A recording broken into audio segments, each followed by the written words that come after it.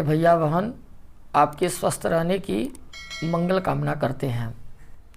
कक्षा 10वीं विषय इतिहास, पाठ भारत में राष्ट्रवाद।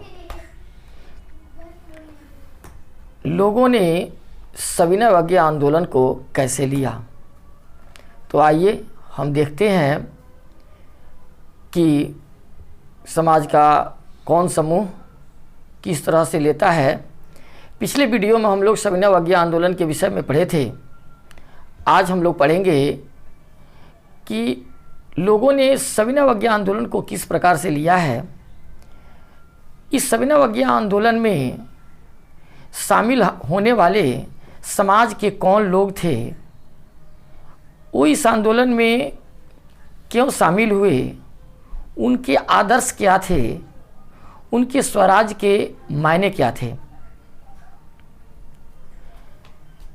गांव के संपन्न किसान समुदाय जैसे गुजरात के पट्टेदार और उत्तर प्रदेश के जाट,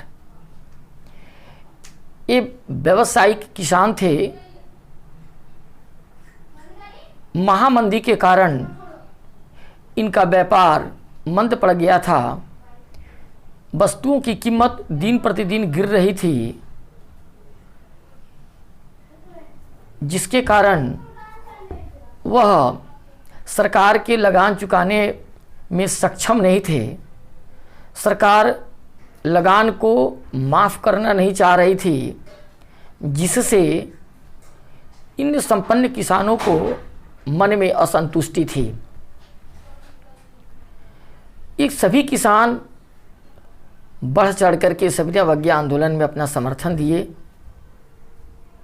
और इनकी हार्दिक इच्छा थी कि हमारी लगान कम कर दी जाए, माफ़ कर दी जाए।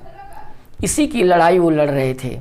लेकिन जब 1931 में लगान बिना माफ़ किए ही आंदोलन को वापस ले लिया गया, तो इन किसानों के मन में घोर निराशा हो गई। लेकिन पुनः 1932 में जब दोबारा इस आंदोलन को शुरू किया गया, तो बहुत सारे लोगों ने इस आंदोलन में भाग लेने से इनकार कर दिए, भाग नहीं लिए।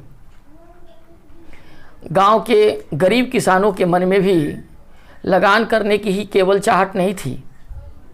एक गांव के गरीब किसान अमीर और ज़मींदारों से पट्टे पर ज़मीन लेकर के खेती किया करते थे, लेकिन बहुत लंबे अवधि तक मंदी होने के कारण और आय में कमी होने के कारण उस पट्टे की ज़मीन का किराया नहीं चुका पा रहे थे। वो चाह रहे थे कि जो हमारे पट्टे की ज़मीन है, जो पट्टे की किराया है, इसे माफ़ कर दिया जाए। लेकिन ये ज़मींदार अमीर लोग पट्टे वाली ज़मीन की किराया माफ़ करने के पक्ष में नहीं थे, तैयार नहीं थे।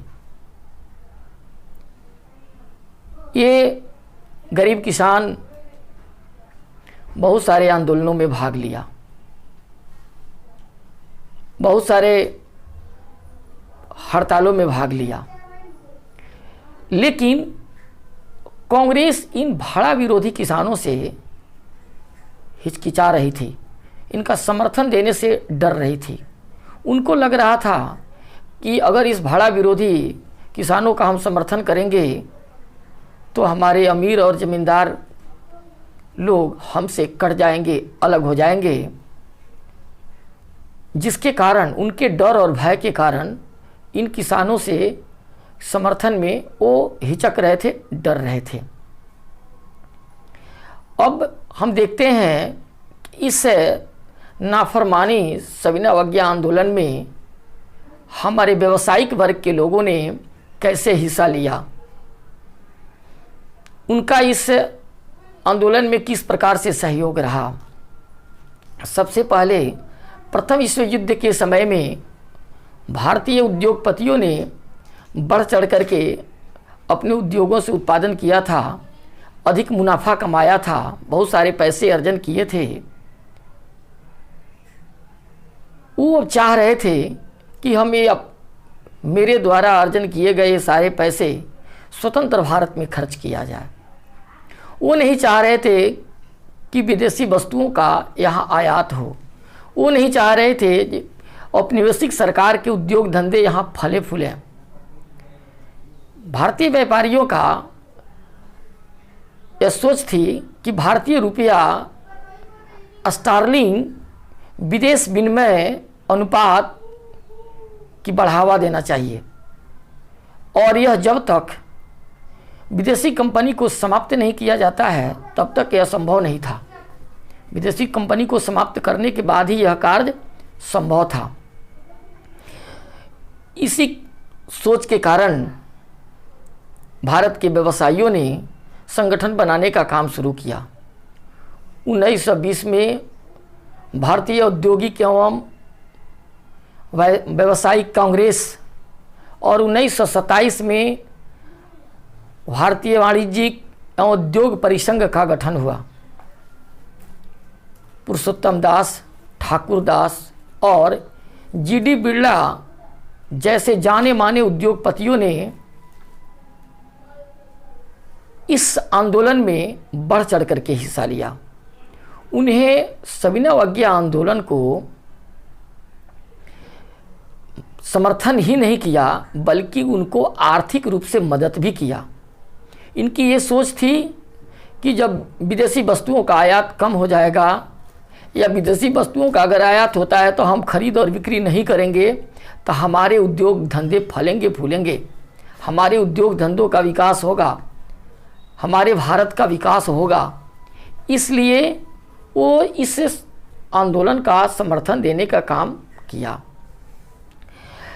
औद्योगिक श्रमिक मजदूर वर्ग ने इससे नाफरमानी सविनय अवज्ञा आंदोलन को कैसे लिया। उद्योगों में काम करने वाले जो हमारे श्रमिक वर्ग था, ये श्रमिक मजदूर पहली बार जब नागपुर में मजदूरों का अधिवेशन हुआ था, उसी अधिवेशन में ये मजदूर सब बढ़ चढ़ करके हिस्सा लिए थे।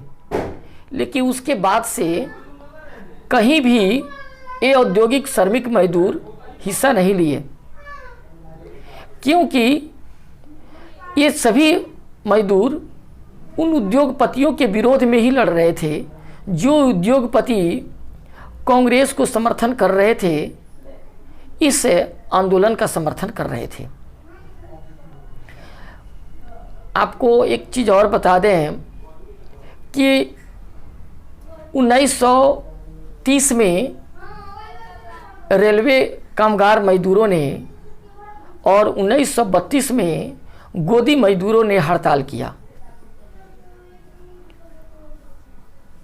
हड़ताल करने के बावजूद, हर कार्यों में सविनय अवज्ञा आंदोलन में सहयोग देने के बावजूद भी कांग्रेस पार्टी जो इस आंदोलन का मुख्य भूमिका अदा कर रही थी, वो इन मजदूरों के समर्थन करने से हिचकिचा रही थी। उनको लग रहा था कि अगर हम मजदूरों का समर्थन करते हैं तो उद्योगपति हमसे कट जाएंगे, अलग थलग हो जाएंगे, तो हम कमज़ोर पड़ जाएंगे, हमको आर्थिक सहयोग नहीं मिल पाएगा। अब हम आपको बताएंगे कि इस सविनय अवज्ञा आंदोलन में हमारे समाज की महिलाओं की क्या भूमिका रही। आपको बताते चलें कि जब नमक यात्रा पर महात्मा गांधी निकले थे, उस समय हमारे समाज की सभी महिलाएं बढ़ चढ़ करके हिस्सा लिया।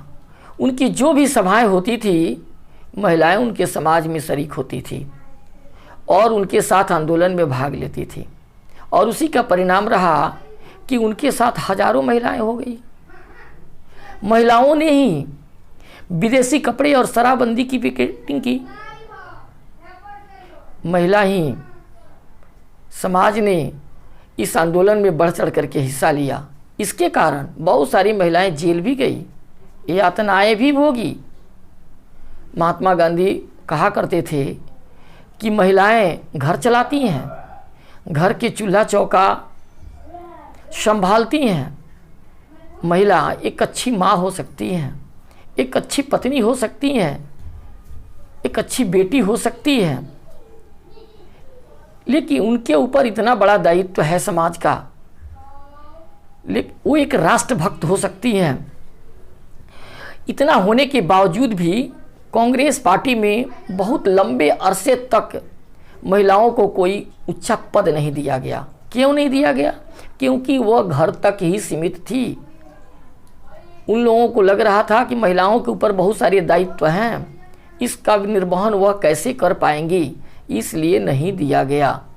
तो इस प्रकार हम आज आपको बताए कि इस आंदोलन में, इस सविनय अवज्ञा आंदोलन में हमारे समृद्ध किसान, हमारे कमज़ोर किसान, हमारे व्यावसायिक वर्ग, हमारे मजदूर वर्ग, हमारे समाज में रहने वाली महिलाओं ने अपनी अपनी इच्छा, अपनी अपनी चाह, अपनी अपनी सोच लेकर के इस आंदोलन में शरीक हुई थी। सबके स्वराज्य का मतलब अलग अलग था, सब अपने अपने उद्देश्य को लेकर के इस आंदोलन का समर्थन कर रही थी। तो आज के लिए इतना ही, फिर हम लोग अगले दिन अगले वीडियो लेकर के उपस्थित होंगे। तब तक आप चलते चलते होमवर्क नोट कर लीजिए कि आज का होमवर्क क्या है। संपन्न किसानों ने सविनय अवज्ञा आंदोलन में भाग क्यों लिया? व्यावसायिक वर्ग ने सविनय अवज्ञा आंदोलन को समर्थन के साथ साथ आर्थिक मदद क्यों किया? श्रमिक मजदूरों ने उद्योगपतियों का विरोध क्यों कर रहे थे? तो ये तीनों प्रश्न आप हल करेंगे। हल करने के बाद फिर आपको कोई परेशानी होगी तो हमसे संपर्क करेंगे। आज के लिए इतना ही, फिर अगले दिन हम अगले वीडियो लेकर उपस्थित होंगे। शेष बात अगले वीडियो के लिए। बस धन्यवाद।